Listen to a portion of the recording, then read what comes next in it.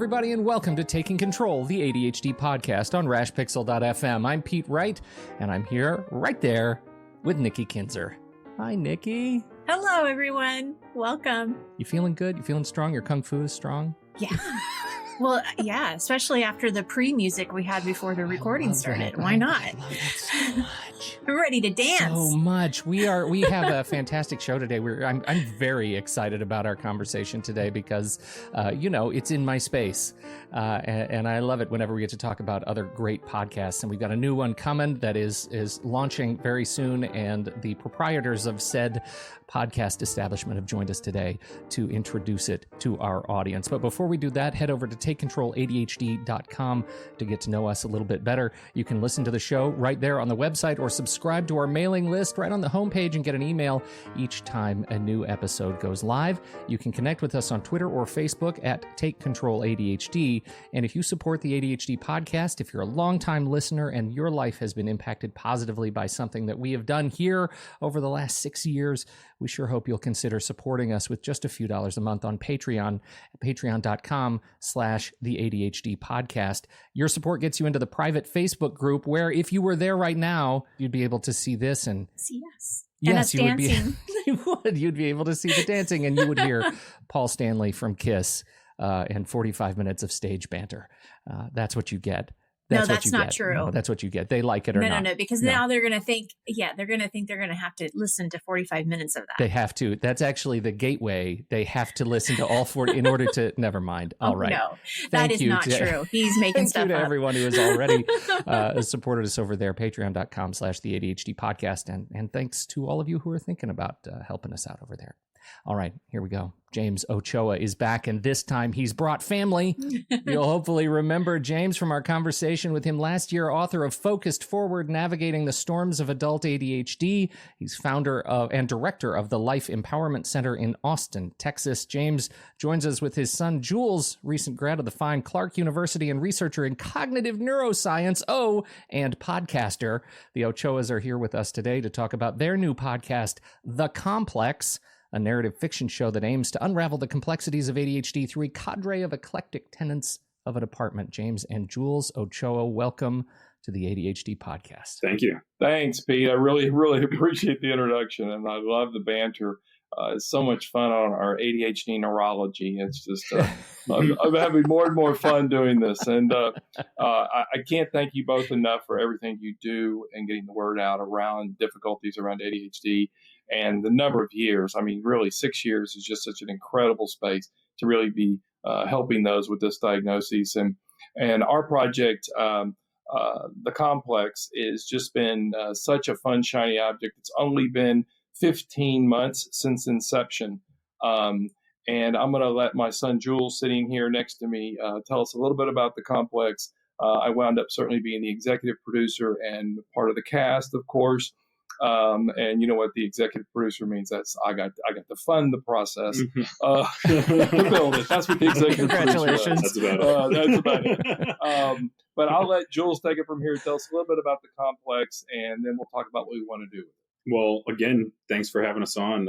This is really has been an incredibly fun project to work on. It started from just kind of a random idea on a road trip that I was taking with my dad to come back down from Clark University from Massachusetts to Texas. We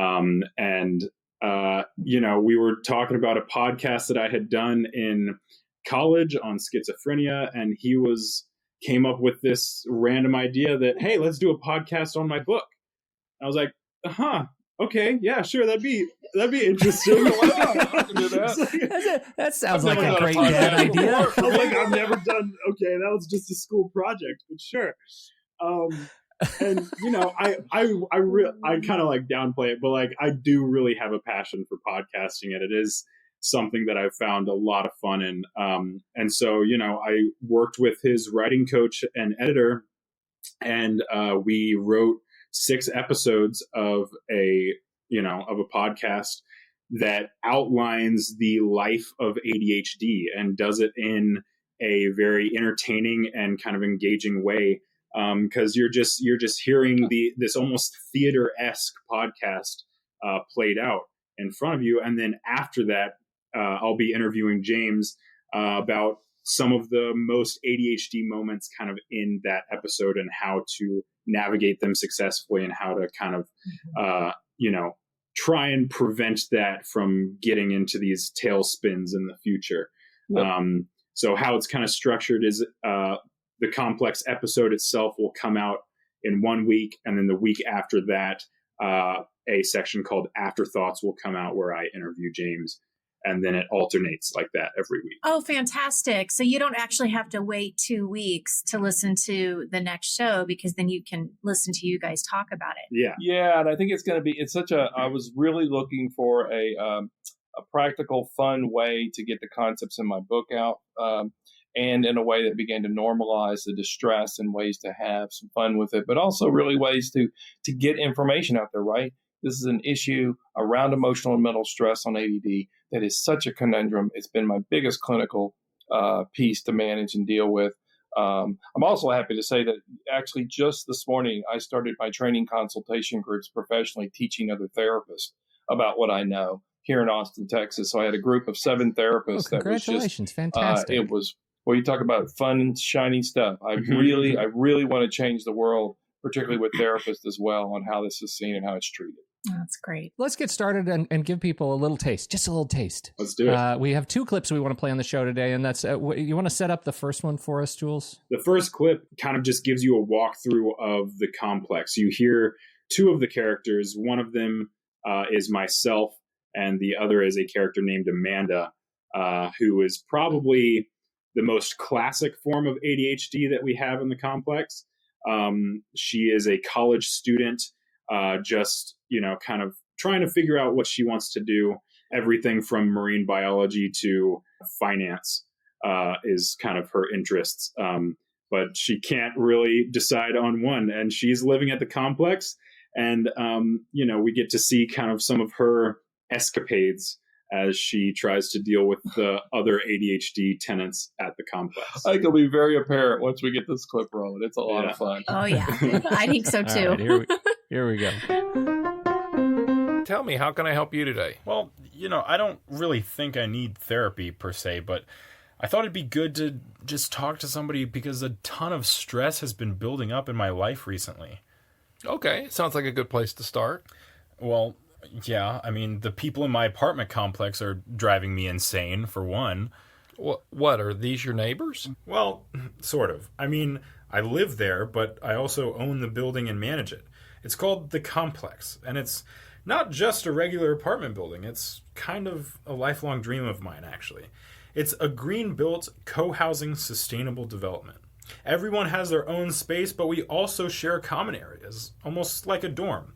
There's ride sharing, there's a food garden, and people take turns harvesting and watering the plants, or at least theoretically they do. And I have great tenants, different ages, different backgrounds, all really interesting people, but times like this morning just make me want to walk away and never come back.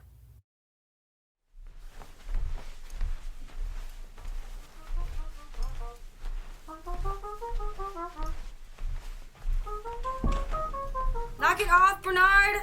I'm trying to sleep right now. Hey, Amanda. Is there a problem? Seriously, Jules, my last caffeine just wore off, and I swear, Bernard plays that trumpet every morning like it's his day job. I mean, it is his day job.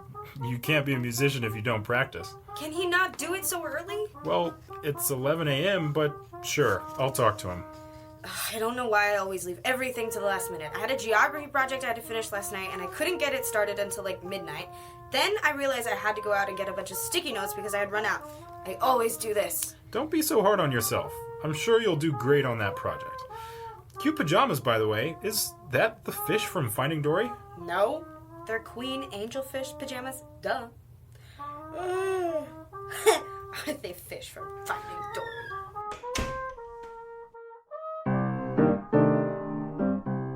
That's so good. That conversation literally happens in my house between my 2 kids. My son is practicing his voice. Does he have to practice his voice in the house? Literally, he has to practice his voice in the house. So early in the morning at 11? Come on. Right. This is fantastic. So, Jules, let's talk just briefly about your process here. I mean, it was 15 months from that fateful drive. It's kind of a novel thing not to have it be, two people talking podcast, to really approach this from a narrative fiction perspective, which I think is really fantastic. And I was at PodCon in Seattle a couple months ago, and this was the thing there is a giant void in the podcasting universe of people who are trying to do these sort of narrative fiction podcasts. It is such a fantastic opportunity. How did you approach it, and what made you think this is a thing that's going to help you tell this story? I came at this podcast knowing the exact population that it was going to, which was ADHD. And so I wanted something that was at least a little bit more engaging than the classic talk podcast that lasts for an hour, hour and a half, even sometimes 2 hours. Because I would, I would lose attention not being ADHD with that kind of thing. And so I wanted some way to kind of illustrate it, and make it more engaging than just that talk podcast. And when I was brainstorming a little bit with the writing coach and editor of my dad, Robin Chotsnoff, we were talking, and we were kind of playing around with this idea of this almost radio theater, this kind of story, fiction story of a podcast. And we came up with the idea that I could be going to James for like some counseling, and you could see these flashbacks into the complex of when I start explaining these moments that I was going through. And, I think it just really clicked because it made it a lot more relatable to the listeners, so that they can actually see these characters and they can relate to these characters, and they can see what they're going through and see what they themselves are going through, and then kind of pull from that. And, I think the afterthoughts especially will be useful because we'll be talking about these specific characters and what they were going through, and people can relate that to themselves, even if they're not ADHD, even if they're just around ADHD, mm-hmm. or even treat it professionally. It will be so useful to kind of humanize it and make it a little bit less clinical and a little bit more kind of real and relatable. I think you do a great job. Thank you. I think, Thank yeah, you. Absolutely. I do too. I'm curious, James, from your perspective, when you approach this, as author of the book and successful practice and thought leader in the space, right? As a professional thought leader in the space, when you approach this from the perspective of narrative fiction, how do you make sure that you guys are including all of the the right sort of practical professional stuff that you normally would if you're sitting down across from somebody? Yeah, and I think it's a great question, Pete, because I had to ask myself professionally, especially regarding kind of the exposure vulnerability element that happens on ADHD and the stress we feel from that. And I had to process through, is this making fun of those people? And so it's a fine balance between having fun with the characteristics and the dynamics in it, but also being serious enough to say, hey, this is a real condition, and there are some answers for these kinds of things. And this is where the afterthoughts grew out of this. It's like, how do we really give someone something from this?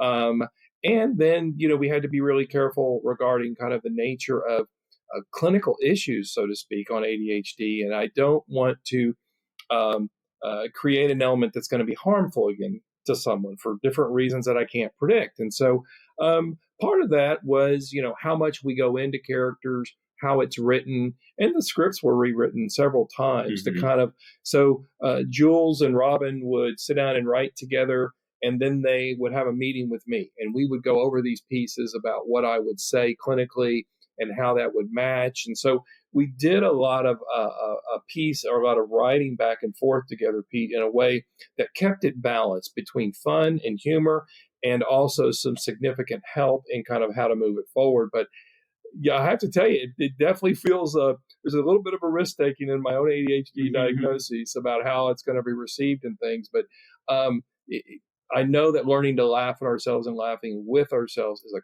critical element of managing this condition. Well, and part of your book, I mean, I think a big emphasis in your book is about accepting your ADHD. And so I think in a lot of ways, that's what you're expressing, is that you can accept these things, and sometimes they're funny and sometimes they're not, it just depends on what's going on. But yeah. Yeah, it is. And it's been quite a ride. I will have to tell you, I had no idea 15 months later, this is what we would come out with. I wasn't even sure it could be done.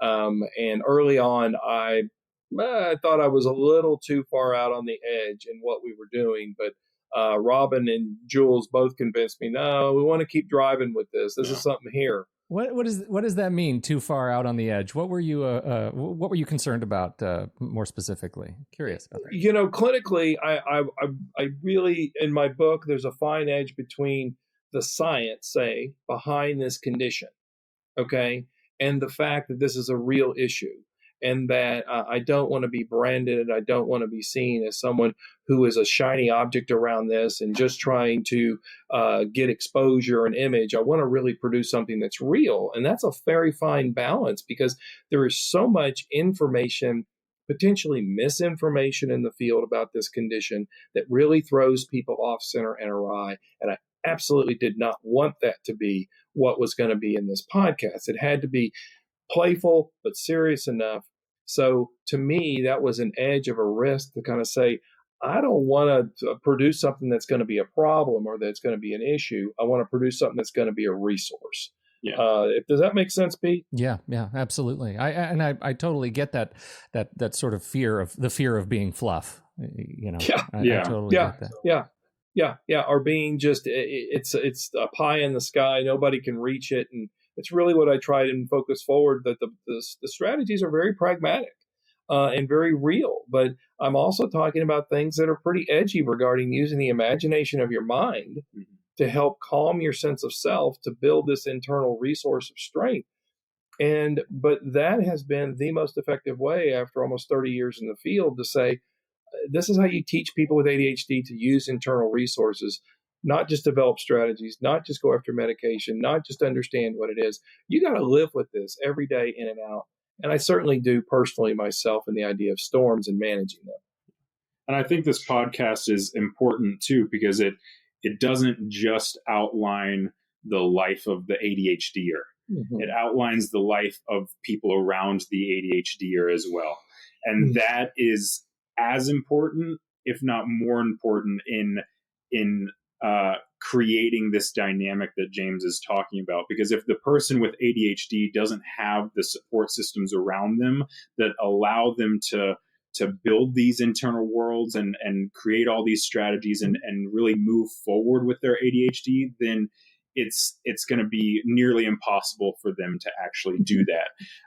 And the people around them, need to understand and know what they're going through. And I think this podcast is a very good way to illustrate that in kind of mass consumer way. And I have to tell you, okay, there's a bit of authenticity here too. Okay, so Jules does not have a diagnosis of ADHD. He has lived with me, who does, and his older brother, who does. My wife does not. And so there's some authenticity when Jules says, I've lived around it. Yeah. And he wanted to make sure I really have. That was included in this space when we did this podcast. It's not just the people. So there's a little authenticity here. Well, and actually, Jules, I'm glad you bring that up, because I was telling my husband about this interview and how I was looking forward to it, and I was excited to talk to you guys about this. And he asked me, he's like, "Well, what are they talking about?" And I told him a little bit, brief explanation of the complex. And I said, from what I've heard, what's cool about it is that you're seeing it from the ADHDer's perspective, but you're also looking at it from this apartment manager who has to understand what's going on too. And so it's interesting you brought that up, because I picked up on that right away. Now, I'm somebody who doesn't have ADHD, so maybe that's why I picked that up so quickly. But it definitely, I think, is a resource, going back to the first part of our conversation, it isn't just for people with ADHD. It's for people who live with ADHD, or people who live with people who have ADHD, parents who have kids who have ADHD. I mean, anything, I think, to help them understand. And then I got to say something else about your authenticity. James, this is a compliment to you and your wife. When I met you at the CHAD conference, you're one of my favorite people. Like, I love your book. I absolutely love the message because it's different than all the other messages that you hear from a lot of ADHD books. And I knew when I met you and your lovely wife, the authenticity of both of you it's so real what your purpose is and what you're trying to do here. So, I definitely give kudos. Thank you. I'm humbled by that. And my wife, Edie, also had a great time meeting you. She really appreciated your energy and felt camaraderie immediately in being around and, around it and managing it and treating it. But no, this is absolutely a dream come true in ways I couldn't have imagined. And it's a lot of fun. And I tell you, from 1989 to now, the passion just continues to grow, and I'm just like, I'm floored at this point. It's just, it's been a lot of fun, and I'm glad it's reaching audiences like this to help. It's really, really good. Well, we're very excited to be a part of that. We have one more clip. Jules, do you want to set us up on this second little clip before we wrap up? So the second one is actually kind of one of my favorite parts of the complex, specifically because it includes a character named Genius Boy.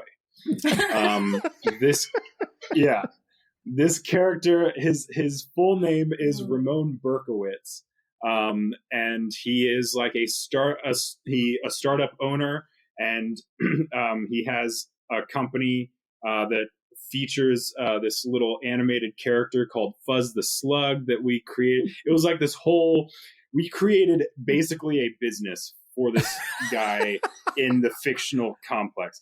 And it was, that's what happens when you're just kind of riffing off with somebody with like the fire hose of creativity that is ADHD, Mm-hmm. Yeah, right. And so this clip is kind of featuring Ramon and kind of his antics around the complex. All right, here we go.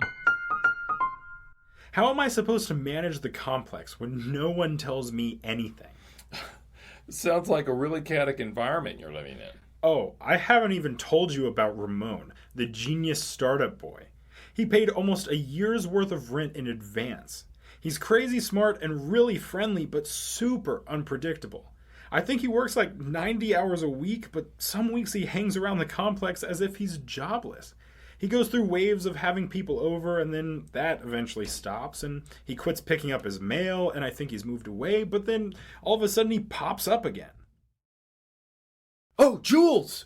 I'm glad I found you. Did the hay bales get delivered? Wait, is that what got delivered earlier? Yeah, I was going to have a petting zoo for a garden party, but... In my garden? Well, it's a community garden for the complex, right? Either way, change of plans. They're swinging by to pick up the hay, but I got to get back to the office. Thanks for understanding.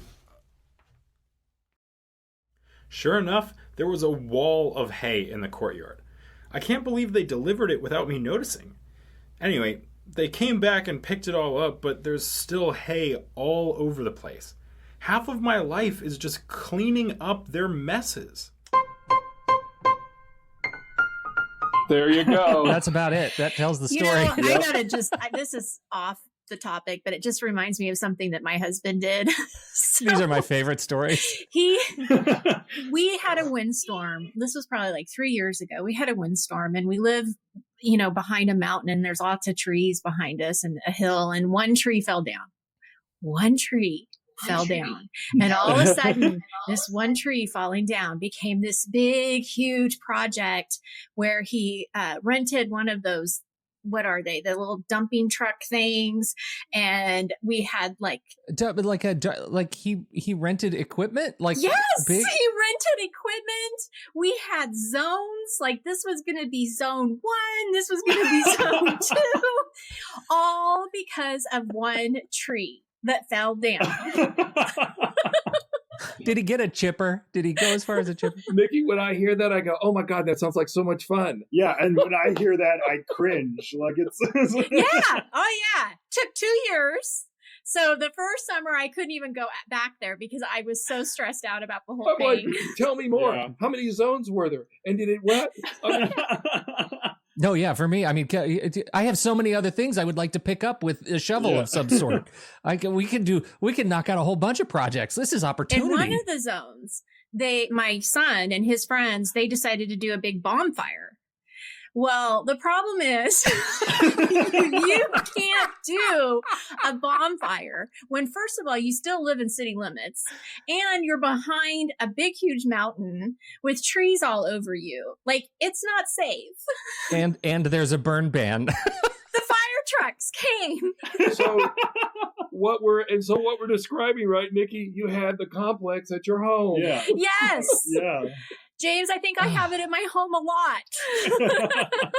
Well, I'm thinking that this is what the audience that's going to be listening to this is going to be saying. They're going to go, Yeah. oh my God, that just happened yesterday. I think so too. I think there's a lot of stories there that people are going to relate to. And, Yeah. I will tell you, the co-writer for this, Robin Schatzenoff, who is my writing coach and editor who helped me with Focus Forward. And she's just brilliant in being a writing coach and helping carry my voice in the book as my writing went along and those kind of things. But she also has ADHD herself as an adult. Her passion is writing books. And so the creativity in this space with Jules was just phenomenal. She is a musician and she's an author and she's a contractor and she's all this. It was so much fun. She's such an eclectic individual. So I just have to give so much props to Robin too, as far as writing this. And she was here as part of the production and helping to lead, the voice actors. And these voice actors were like, this is the wildest story in the world. We did it over a weekend and, it was a lot of fun. Yeah. It was a lot of fun. You do a really good job though, where you can hear the steps and you can hear the door knocking. Like you really do get you visualize what this complex might look like even, like I started thinking about what the characters started looking like and what that courtyard looked like. And so it's great. And it's also amazing to me that, this is a 15-minute show, right? Like the very first episode is 15 minutes. Yeah. Each episode is around 10 to 15 minutes. Isn't it amazing the work that goes into, like, when you were talking about the scripts and how you guys had to go back and forth, like kudos to you because it is a lot of editing. Yep. Yeah. Well, I would just say the production value is very, very high, and it's sometimes hard to find in a vast marketplace of podcasts to be able to hear all of the voices and to know that it's editorially been well strategized and crafted. So it's really, from a podcast perspective, it's a treat to listen to. Thank you so much. I will also tell you a backstory on the production. So we recorded all the audio and all of this like last spring and wrote it, right? Mm-hmm. And then this guy takes off for Southeast Asia for 3.5 months. And I'm like left thinking, is this really going to finish? And he came back this fall and finished it. But it's like it was a 2-step process. And man, the whole thing was recorded. I'm like, you got that backed up, right? And where is it? And it isn't in a vault. And I'm like, we can't lose this. So it was a very separated project, but worked beautifully because he wanted to go travel the world for a while. Yeah.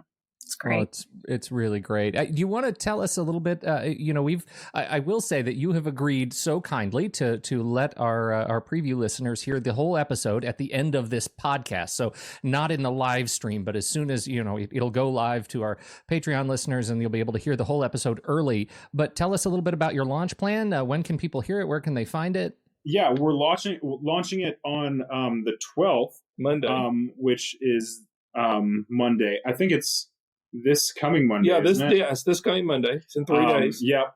And we are going to be releasing one every week. But we've got 6 episodes of the complex itself, and then we're going to be releasing an afterthoughts after each episode. And so we'll have a release of the complex itself, and then the next week it'll be the afterthoughts, and then the complex, the afterthoughts. And it's gonna and so certainly you can get to the links at jamesochoa.com. We'll get you a link for sign up to be able to get the episodes. Yeah, you can find the podcast. And you already have a trailer in there, right? I mean, I noticed you already have a trailer in the feed. Is it in iTunes yet, or is it just over at Podbean? It is? Yeah, so it's in iTunes, Podbean, Google Play, Stitcher. It's in all the major kind of directories you can go to find podcasts. It's not in Spotify. It'll be in Spotify once kind of it's halfway through the session because you need like 5 episodes to get onto Spotify. So yeah, it's pretty much everywhere else though. It's fairly easy to find. Just fantastic. We'll put links everywhere. You know, I may even put, for people to earn it, I'm going to put all 45 minutes of Paul Stanley from Kiss before, and then they'll be able to listen. No, you are we'll not. Work that out. We have to stay off the paint process. No. Not good. We clearly have some issues, me and Nikki, to work out, but we'll get there. I'm confident. We've been working together a long time. This has been so great, you guys. James and Jules Ochoa, we sure appreciate all of the work you do. And Jules, great to meet you, man. Thank you for joining the show here. Yeah, you as well. Thank Absolutely. you so much for having us.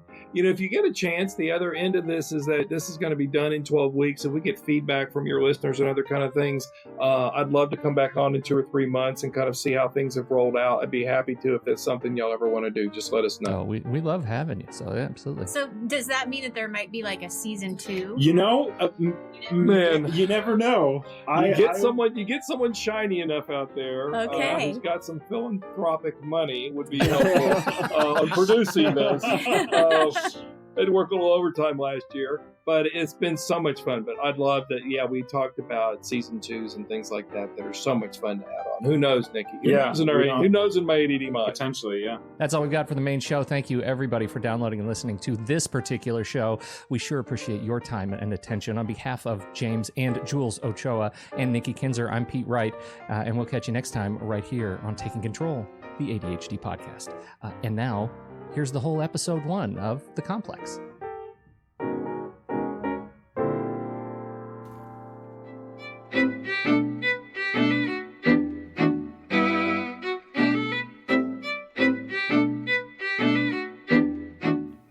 Hey everyone, I'm Jules Anthony. And I'm James Ochoa. Welcome to The Complex, a podcast about ADHD with fittingly a slightly different format. Basically, I am the idealistic apartment manager and owner of a new building called The Complex. The place is full of eclectic tenants that I have absolutely no idea how to manage, so I seek out help. And that's where I come in. Jules starts coming to me to understand more about ADHD, and all the while recounting moments from life at the complex. You'll be listening in on these sessions and hearing each of these ridiculous moments played out in front of you. Yep. Now, just to be clear, ADHD is real, but the characters and personalities in this story are fictional. Any resemblance they have to someone in real life is pure coincidence. So, if you will, sit back, relax, and I hope you enjoy life at The Complex. The Complex is sponsored by Focus Forward, Navigating the Storms of Adult ADHD by James Ochoa. Learn about the emotional distress syndrome and how to successfully navigate the ups and downs of the ADHD life. Get Focus Forward in audio, print, or ebook format at Amazon or jamesochoa.com.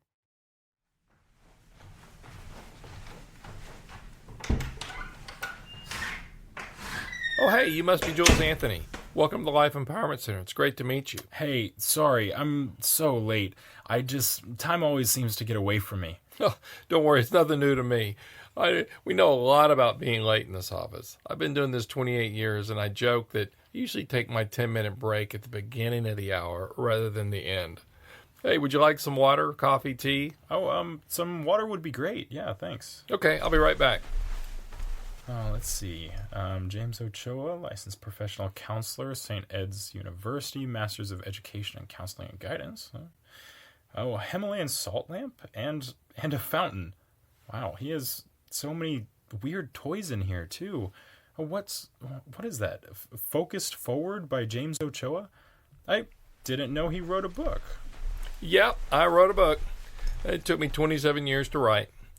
That's how long it took me to figure out the emotional stress of ADHD, which the book is about. Hey, go ahead and have a seat anywhere.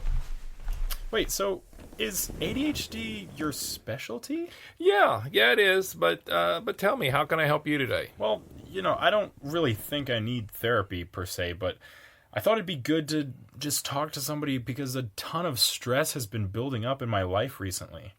Okay, sounds like a good place to start. Well, Yeah, I mean, the people in my apartment complex are driving me insane, for one. What, are these your neighbors? Well, sort of. I mean, I live there, but I also own the building and manage it. It's called the complex, and it's not just a regular apartment building. It's kind of a lifelong dream of mine, actually. It's a green-built, co-housing, sustainable development. Everyone has their own space, but we also share common areas, almost like a dorm. There's ride sharing, there's a food garden, and people take turns harvesting and watering the plants, or at least theoretically they do. And I have great tenants, different ages, different backgrounds, all really interesting people, but times like this morning just make me want to walk away and never come back.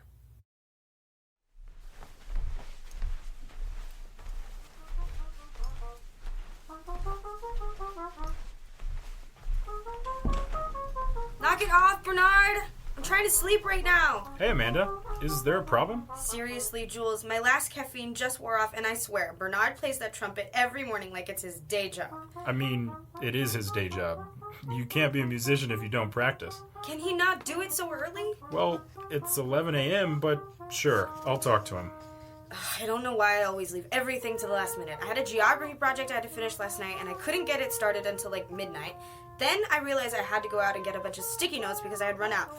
I always do this. Don't be so hard on yourself. I'm sure you'll do great on that project.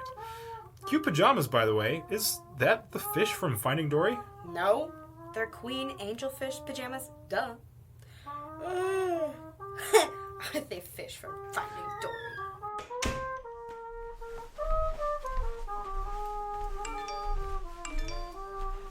Oh, joy. Another thing to add to the list. Bernard, you got a sec? Morning, Jules. How you this fine day? I'm doing all right. Listen, I wanted to talk to you... Did you catch the comet last night? Was there a comet last night? Hannah's comet. Comes around every 82 years on the lunar calendar, and it blows my mind every time. Anyway, I got a little musical phrase out of watching it, kind of a snippet, and I'm working it into my concerto for household objects in A-flat with tritones. Actually, I wanted to talk to you about that. Could you only practice your trumpet during certain times of the day, or maybe post your practice schedule in the courtyard? Oh, you're not to worry, my friend. I'm done with the trumpet for the day, maybe for the week. I'm about to pick up my mizmar, which is a kind of double-reeded oboesque thing. Truth is, I barely know how to play this thing, but I'm getting there. Hey, man, I love that ringtone. Bleat, bleat. So, Bernard, Amanda's trying to sleep. You're not to worry, my friend. I will bring down the volume. That is not a problem. Okay. Thanks, Bernard.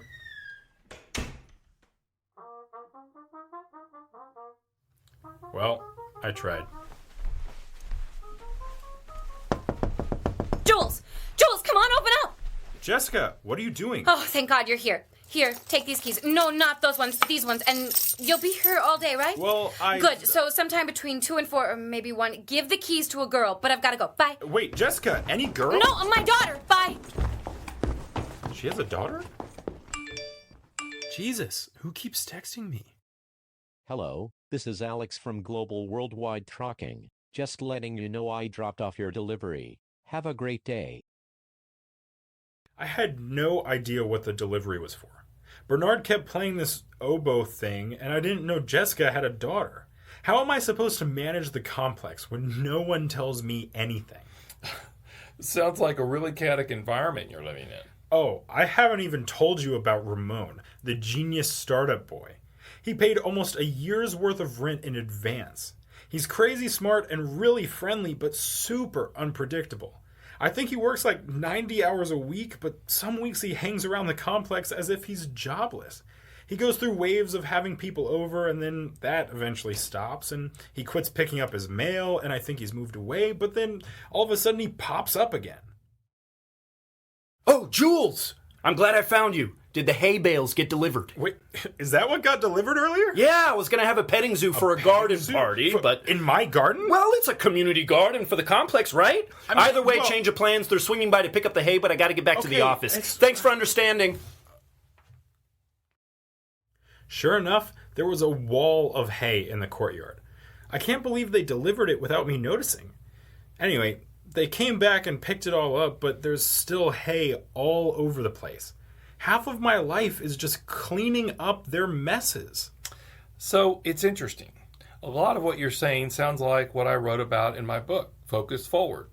There's a lot of chaos that comes with the diagnosis of adult ADHD. Wait, adult? I thought ADHD was a kid thing. Oh no, we've known since 1992 that it's not just a kid thing. And when you think about it, it makes sense. ADHD is a genetic condition. It's passed down, just like hair color or height. It's very inheritable. I can't diagnose people third party, but what you're describing sounds like the chaotic stress that comes with adult ADHD. It would be really weird, not to mention a statistical anomaly, if all your tenants had some form of ADHD. Well, but everyone at the complex is different than everyone else at the complex. None of them are even close to the same kind of person. Yeah, well, ADHD looks really different for different people. There are 18 criteria on the checklist for diagnoses, and how those 18 things look for different people creates a million different combinations. Also, a lot of people with ADHD make it to adulthood without ever having been diagnosed. People just think they're quirky. Maybe they're really intense all the time, or they can't stop talking. For instance, you get people who grow up in military households with such rigid structure that their ADHD doesn't show up until after they've left home, at which point they have no idea how to run their lives. These people can develop secondary issues, like obsessive-compulsive disorder. Oh, that sounds like Mr. Crispy. Mr. Crispy? That's a funny name. Another tenant at the complex? Yeah, that's not his real name, but he's always wearing one of those paper Krispy Kreme hats. Like, all the time? Yeah, like, all the time. So, does he work at Krispy Kreme? Well, it's complicated. The guy is really complicated. I'm pretty sure he works there, but he definitely has more money than he'd ever get from working at Krispy Kreme. I mean, that's none of my business. He always pays his rent on time, and actually, he's the most organized guy in the complex. God, tell me more about him. Oh, you should see his apartment. There's sticky notes everywhere. No art or anything on the walls. Just a bunch of random to-do lists. And he has white noise machines in every room with buzzers and alarms going off all the time as reminders. Plus, everything is at right angles to everything else. It almost looks like a military barracks. And actually, he might be an army brat. He is from Colleen. Well, it's really interesting. You're describing so many quirks that come with ADHD. If all your tenants at the complex really have it, you would absolutely be stressed out. The good thing is, I can help you with that. Really? I can't even imagine this whole thing being able to resolve itself. Okay, first of all, if it's ADHD, it never resolves itself. But you can learn how to handle it. The first thing is to calm yourself and not personalize what's going on with them. But how the hell am I supposed to do that? They're people, so I personalize them. Also, I like every single one of them, or I wouldn't have rented them apartments. Yeah, I get it. It's hard to take a step back, but it's not impossible. To begin with, I can help you understand what's going on. I will say that just because these people live in chaos doesn't mean they're broken. In fact, there's a lot of great things that come with ADHD. Lots of people with ADHD own their own businesses. Lots of them are really creative, especially when prompted to find solutions to their own challenges. They like stimulation, anything that's new and interesting. You might have attracted those kind of people to the complex because there's a lot to do there and it's on the cutting edge. People with ADHD love cutting edge stuff. Yeah, that sounds about right. Do you have any time next week to talk? Because believe me, I have more stories.